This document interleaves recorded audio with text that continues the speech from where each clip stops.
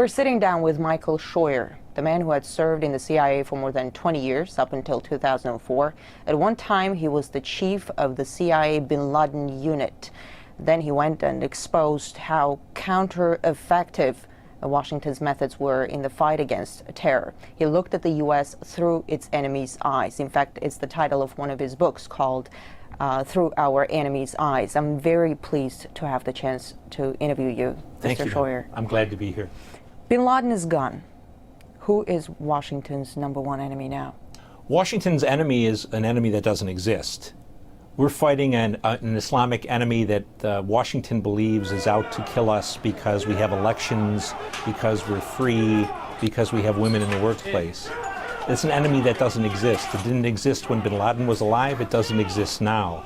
America is being attacked because of its foreign policy in the Muslim world, because of its support for Israel, because of its support for the Saudi police state, because of its presence on the Arab Peninsula.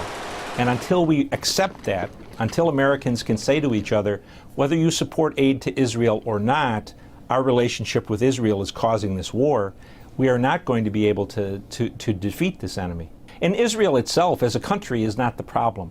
The real problem is the leaders of the Jewish American community in the United States who influence and corrupt our Congress to support Israel when we have no interest there. You imply that the Israeli lobby is dragging the United States into the wars, into Absolutely. the conflicts?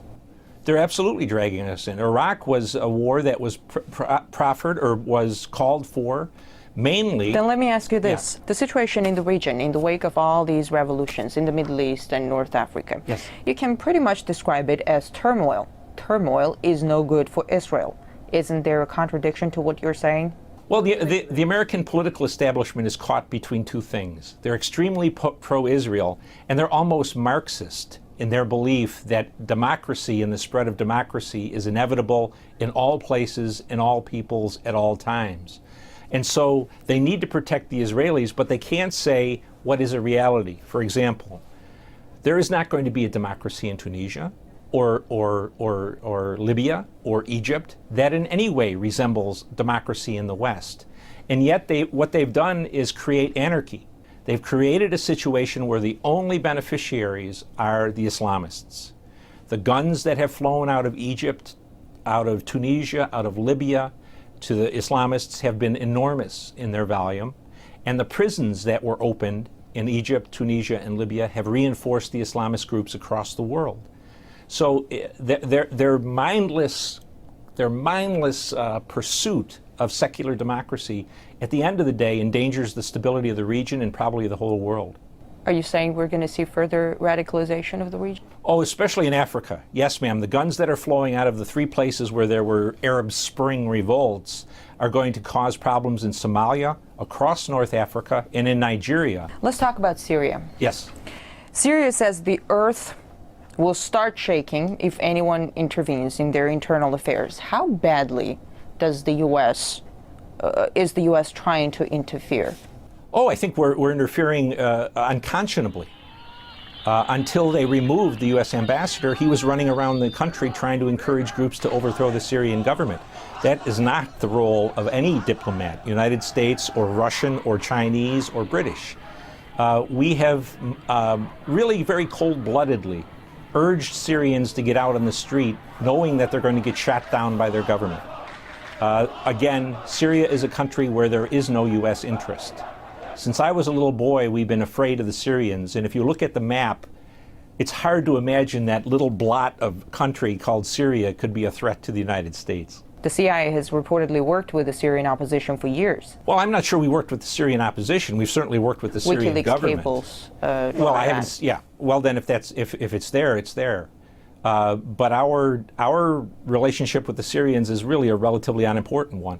But again, it's another very good example of the dichotomy in the thinking of American leaders. Because as we call for democracy in Syria, if Assad goes, Israel's security goes straight down. If the region becomes a complete mess, doesn't Washington see any dangers to Israel? I mean, with Iran involved, it won't be pretty. I think that's exactly right, ma'am. I don't know what the thinking is, except that they have come down on the belief that democracy is better for everybody. And the truth is, American and Western foreign policy interests in the Middle East have depended for 50 years on the maintenance of tyranny. Tyranny that gave us access to oil, tyranny that protected Israel, and in the last 20 years, tyrannies that persecuted Islamists to protect us. All of that is going by the wayside. And to the Israelis' credit, the Israelis are the only ones who have stood up and said, democracy may not be very good for our security, and they couldn't be more correct. About Iran, what's Washington's plan for Iran? Whatever Israel's plan is for Iran. Both parties, Republicans and Democrats, are deathly afraid that the Israelis will attack them off their own hook. And if Israel attacks Iran, the Americans will get blamed for condoning it, whether we did or not. So I think what we're seeing is a slow, almost inexorable advance toward some kind of a conflict with Iran. What do you make of these recent accusations that the Iranian government was trying to kill the Saudi ambassador in Washington? I'm not in a position to know whether or not the information was accurate. But when I was a young intelligence officer, I worked against Iran and Lebanese Hezbollah. And I can tell you, in the 90s, they were meticulous in covering their tracks and only using as agents of terrorism their own people. The plot that was described by the Attorney General of the United States is a comic opera. Through a Mexican drug cartel. Yeah, and to believe that the Iranians would risk war with the United States, Israel, and much of NATO to kill a Saudi ambassador who was not even part of the royal family, that's hard for me to believe. Let's talk about Libya. Libya is in ruins in the wake of NATO bombings. Yes. It's brimming with weapons. Yes. An al-Qaeda flag was planted over a courthouse in Benghazi. Yes. How good of a playground is Libya for people with radical agendas? Very strong Islamist presence in Libya. Since the war against the Soviets in Afghanistan, Libya has sent as many of its people to fight in those insurgencies, the Islamist insurgencies, as any other country in North Africa, maybe outside of Saudi Arabia. The Libyan Islamic Fighting Group fought a long time against the Soviets. They fought against Gaddafi. A great number of Libyans went to Iraq and to Afghanistan to fight us. And whatever strength the Libyan resistance had in terms of military capability, that came from experienced Islamist fighters. So the idea that somehow there's democracy afoot in Libya is just simply wrong. Could it become a hotbed of terror? I don't know if it could become a hotbed of terror, but it can become a country that's decidedly anti-American, anti-NATO. It can be probably less a hotbed of terror than a country that is vastly unstable. It seems the U.S. is almost creating grounds for terrorists to surge and then goes out fighting them. We see it in Pakistan. They got the whole nation alienated because of the strikes. A lot of people want revenge. How efficient is that? We are very efficient in this day and age, in the last 20 years, in creating enemies.